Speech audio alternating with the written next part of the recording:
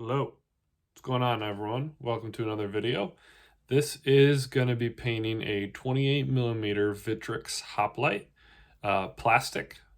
Went ahead and put him on his little paint holder here. We're going to get this guy primed up and really just dive right into it. So hopefully you find this enjoyable and helpful. But we'll see. Let's go. Here is the model that we're going to be painting. As you will already note, the shield is not attached. What I do is I will actually attach it to a separate block. That way I can either hand paint the shield design or apply the decal easier. And primed up it is. So as you will note here, this is a pretty typical hoplite color scheme. I think most people think of the Spartans when I think of ancient hoplites. So that's a lot of deep red and white. So that's going to be something that I'm going to kind of replicate here, as it might be most useful. To start off, we are going to do all the skin color in this flat flesh. Primarily Vallejo is what I'll be using today. And yeah, so we're gonna go ahead and put a base coat down of this on all the skin parts, and we'll go from there. Now with that base skin color dry, we're gonna go ahead and hit it with a Reclin flesh shade.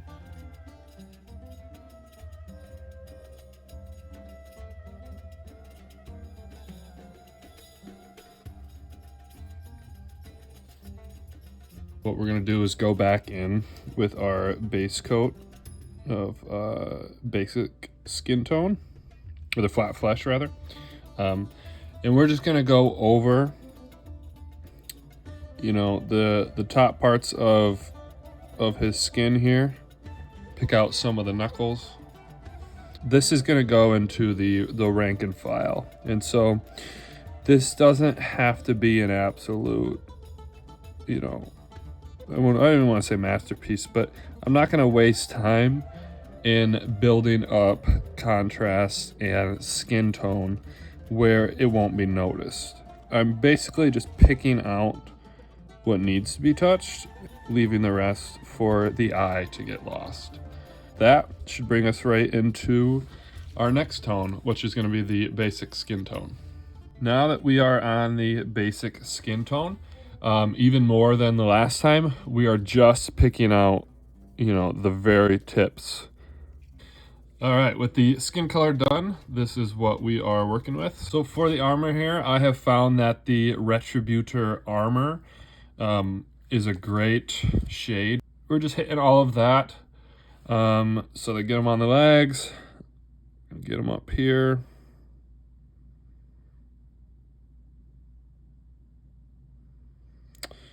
And then we're gonna pick out, you know, whatever else needs to be touched here.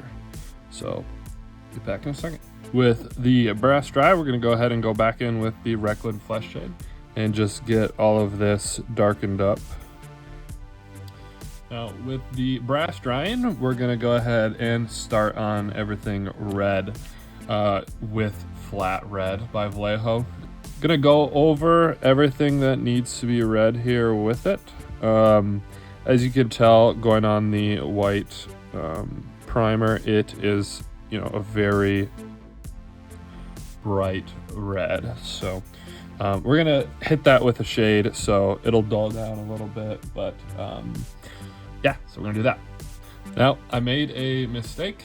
Before the red, we are gonna do Pale Gray Blue by Vallejo.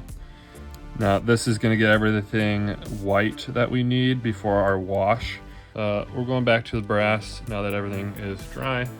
So when I get to the top here, being very careful and just trying to outline the parts in the helmet that you know, are extrusions, and highlighting those, getting more light on those.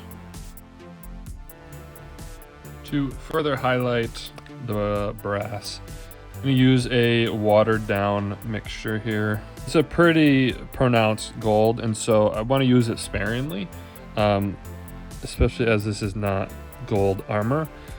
we're just trying to replicate lots of light on the top surfaces. So with the gold done, we're gonna go into another shade. This is a crimson shade. And so we're gonna go around and hit all the red areas. In the honor of shades, we're gonna continue with a contrast apothecary white. This, to me, is a cheat code in painting white, in mass painting white. If you want to save the time in building white up from a gray or a beige base color, you're looking right at it. This stuff, it creates everything you need to paint convincing white quickly. And so, you know, with these nice sculpts here by Victrix, we're gonna have a lot of this shade pick up perfectly in the recesses and really highlight the raised areas, basically instructing our brush where to run its course when we go ahead with the rehighlight. The shaft is going to be a brown sand by, you guessed it, Vallejo. These base coats, pretty self-explanatory. With the shade done, or dry rather, I'm gonna start going in and re-highlighting the red, leaving that shade in the recesses. With the red dry, I'm gonna work on one of the highlights, which is actually just gonna be a little bit of white mixed in with that red. I could bring it more into an orange, but I actually want to pale it out a little bit. You can go either way, but yeah, so we're just going to highlight a little bit more of the red with this new shade and bring up some of the highlight. With the red highlight done, we're going to go into the first highlight of the armor here. It's going to be a 75 gray, 25 white. For the final highlight here, I am going to go up to pure white. Something I normally avoid, but I think, with these flaps that are protruding at different angles and such, you might get some of that bright color. So in terms of the plume here, which I'm sure there's a better name for it, I changed up what I was going to do. I know I said I was going to do a black wash on this dark gray color. I decided to just lighten the color a little bit and skip the wash entirely. It's already pretty dark as the base color, so I don't know that the wash would have done much other than make it a little bit glossy, which is something I personally tend to avoid. So I'm lightening up that German gray color with a little bit of white and just kind of using the side of my brush to pick out, the truly great sculpted piece here. So we'll let that dry and we're gonna hit it with one more highlight, just a little bit more white. We're gonna go ahead and start on the lining, the trim rather of his armor. It's gonna be red for the most part. It's a tough thing to film. It's a tough thing to paint. So I'm just gonna go in and do my best to do it properly, but I don't think I'm gonna be able to film it. So I'll just catch you in a minute when that's all finished. And we are finished. Maybe a few mistakes to go in and fix up, but really that's it. As you can tell, some things were added off camera, such as some of the red detailing, the piping, both on the helmet and down here. The silver was added on top of the spear shaft, and some brown leather work was done. Forgot his sword. That was an awesome discovery. So that has been it. Hopefully it's been enjoyable or helpful for you. It was a learning curve as far as painting on camera.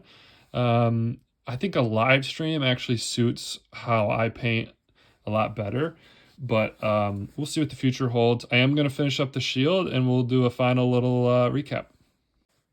All right, everyone, and we are finished with the hoplite here. I attached the shield after doing kind of a dark maroon background. I don't generally paint the insides because they don't appear much. They're not very visible, especially when you put a whole bunch of these guys on a base. So this is the finished hoplite. Some of the details covered up from the shield. You know, things to take into consideration. I did a lot more detailing in the front than I normally do just for the tutorial, but that's it. That's finished. 5 more of these and we can throw them on a base. But hopefully you found that enjoyable and helpful.